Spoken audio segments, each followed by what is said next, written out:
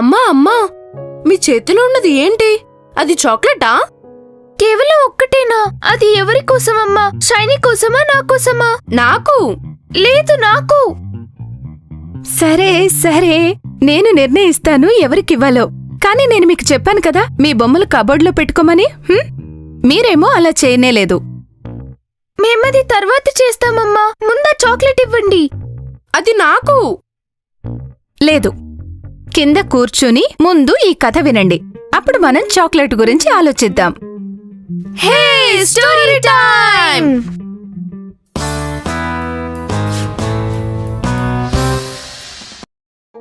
అనగనగా చాలా కష్టపడే ఒక తల్లి హెన్ ఉంది. దానికి 2 చిన్న చిక్స్ ఉన్నాయి, జాకీ ఇంకా జానీ. ఒకరోజు అమ్మ కేకు తయారు చేయాలని నిర్ణయించుకుంది. మీకు తెలుసా పిల్లలు, ఈ రోజు నేను కేక్ చేద్దాం అనుకుంటున్నాను. హే, భలే ఉంటుంది. ఇక ఇప్పుడు ముందు నేను వెళ్లి కావాల్సినవి తీసుకురావాలి. పాలు, మైదా, పంచదార, ఇంకా ఎగ్స్, ఇంకా చాలా తేవాలి. సరే అమ్మా, త్వరగా వచ్చేయండి. మీతో పాటు నేను వస్తాను. నువ్వొస్తావా? చాలా మంచిది జానీ.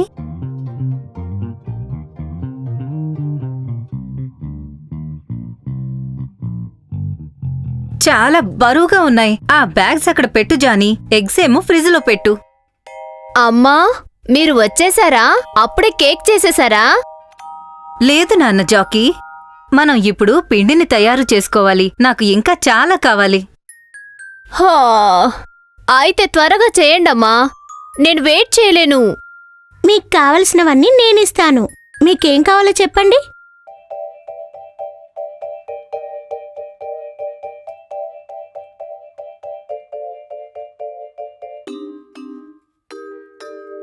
ఇప్పుడు దీన్ని ఓవెన్లో పెట్టాలి.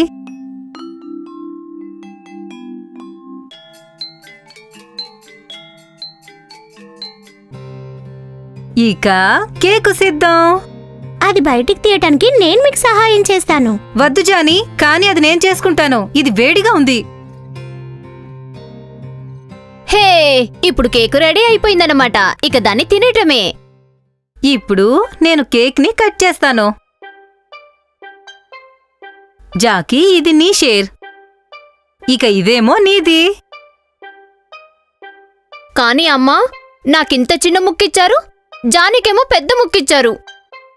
అంతే కదా జాకీ, ఎవరైతే పని చేస్తారో వాళ్ళకి మంచి రివార్డు దక్కుతుంది.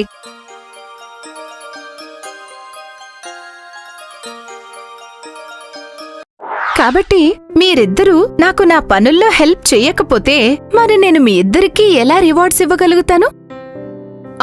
మాకు అర్థమైందమ్మా. నేను వెంటనే రూమ్ మొత్తం సర్దేస్తాను. నేను కూడా. ఆ తర్వాత మీకు మీ రివార్డ్ దక్కుతుంది.